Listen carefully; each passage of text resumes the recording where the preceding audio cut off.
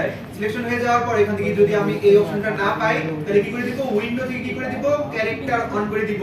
এখান থেকে character on হওয়ার মাত্রই এখান থেকে কি করে দিবেন, ফন্টটাকে সবার প্রথম থেকে ফন্টটাকে একটা মোটা ধরনের ফন্ট আমি নিয়ে নিচ্ছি, ঠিক আছে।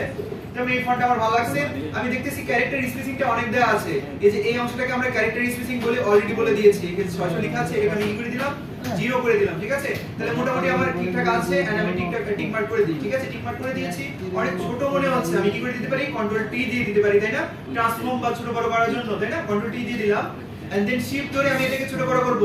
এমন না যে শুধুমাত্র এটাকে টানাটানি করব, তাহলে কি হয়ে যায়, এরকম নষ্ট হয়ে যাওয়ার সম্ভাবনা আছে, ঠিক আছে। সেক্ষেত্রে আপনার কি করে দিতে হবে, কন্ট্রোল টি দেওয়ার পর শিফট ধরবো এন্ড কর্নার ধরে ড্র্যাগ করব, তাহলে কি হয়ে যায়, পারফেক্টলি বড় হইছে।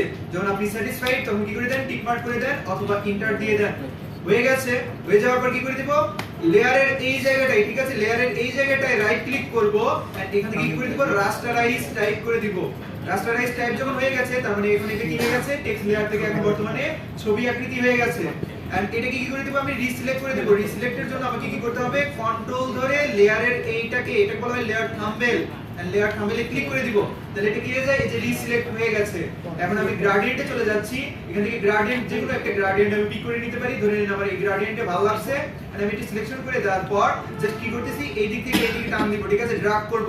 ড্র্যাগ করার সাথে সাথে আমার ডিজাইনটা কি হয়ে গেছে, চেঞ্জ হয়ে গেছে, তাই না। আমার গ্রেডিয়েন্ট অ্যাপ্লাই হয়ে গেছে। এই যে ডট ডট দেওয়া আছে তার মানে এখন কি হয়ে আছে, সিলেকশন হয়ে আছে।